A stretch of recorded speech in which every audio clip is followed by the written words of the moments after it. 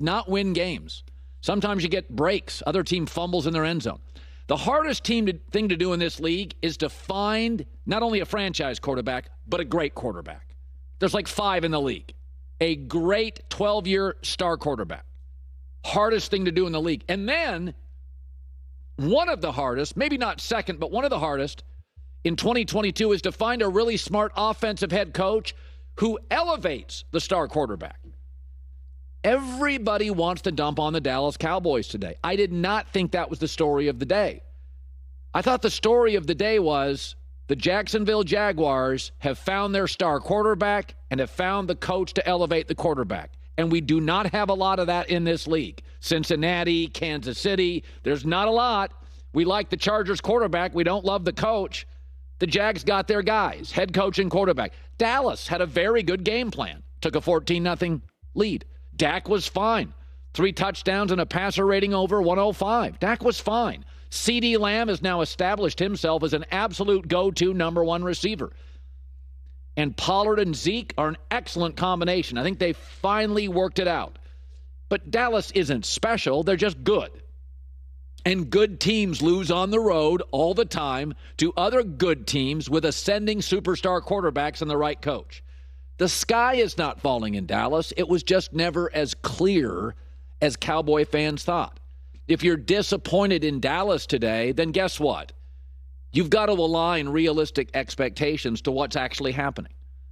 I mean, Dak was fine. Most of the game, he was pretty good. He had one ugly throw.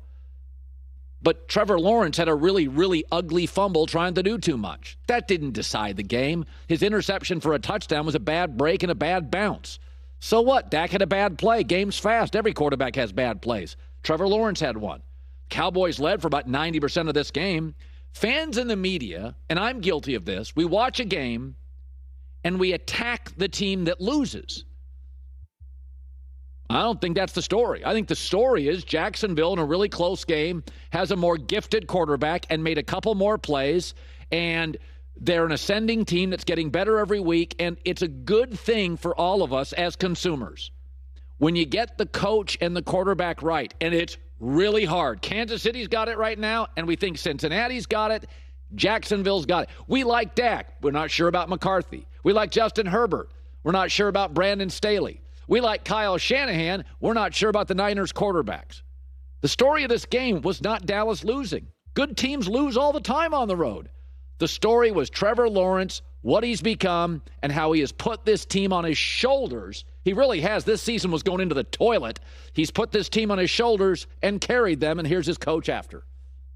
We need to be playing meaningful football games in December and January, and we've put ourselves in that position. Our season could have gone sideways 3-4 weeks ago, and the guys weren't going to let that happen. So it's just a matter of those guys in that dressing room believing in themselves and getting the job done.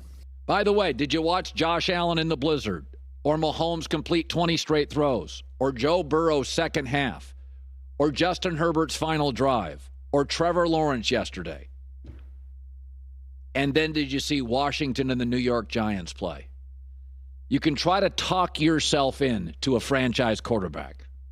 People in New York have finally come around on Zach Wilson. They know what they have. He completes about 50% of his throws.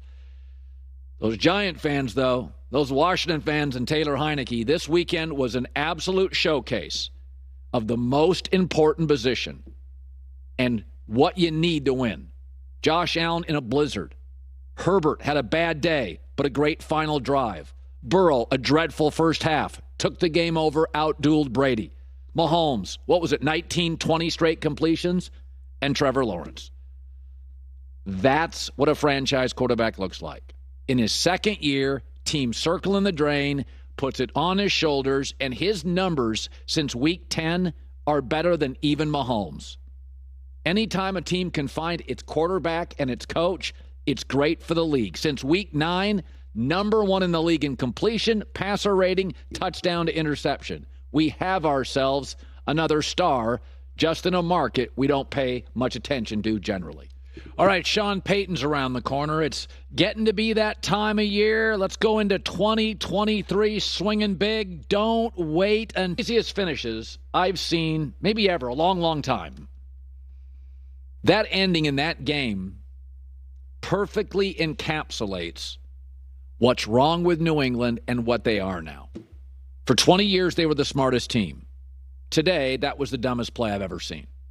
They were dynamic. Welker, Edelman, Moss, Gronk. Now, 13 completions yesterday. Do you know they are 30th in the NFL in passing touchdowns? Behind Denver. Belichick and New England fell in love with themselves and their culture. The Greek story of Narcissus, right? It's you drown staring at yourself in the pond. They bought into themselves, and football and technology change really fast. Ask Mark Zuckerberg at Meta. Ask Bill Belichick. New England's the only team in the NFL without a passing touchdown in the fourth quarter. All season. Brady saw it and got the hell out of there.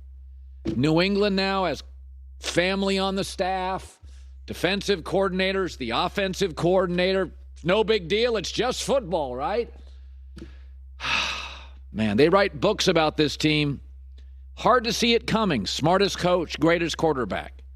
But when you fall in love with your own soup, when you think you got it all figured out, the arrogance so palpable, and now they're kind of embarrassing. They can't draft. Their front office has been picked apart, so they don't draft or evaluate well. Their coaching staff has been picked apart. Their special teams used to be a strength, but now, because special teams has to help with offense, it's bleeding a little bit into weaker special teams. I mean, it's incredible. The Jets now in their division have a better defense. The Dolphins now in their division have a much better offense. And the Bills now in division have a better everything. Everything. And to put a bow on it, was it not perfect that ex-Patriot, former Patriot Chandler Jones, why did they ever let him go? It's the culture, right? We don't need an elite pass rusher. We'll just let him go. I don't know. I saw his numbers in Arizona. I saw him yesterday. I think he's pretty valuable. Only 3 skill players for the New England Patriots today have more touchdowns than one of their safeties. They fell in love with themselves. I have no idea why in the world with Mac Jones you wouldn't just take a knee and go to overtime. Maybe if I had Josh Allen or Patrick Mahomes or Herbert, somebody with a rifle arm, somebody that moves well, somebody that can leap over tall buildings and linebackers with a single bound. But it's Mac Jones. Take a knee. Don't be smarter than the room. Here's the final call on the Raiders radio network. And now Jacoby Myers spinning around. He throws it to Chandler Jones in midfield. And a stiff arm. Chandler Jones racing towards the end zone. He scores! Oh, my goodness! Oh, my goodness! I can't believe what I just saw. Got to get uncomfortable. Got to update. Got to evolve.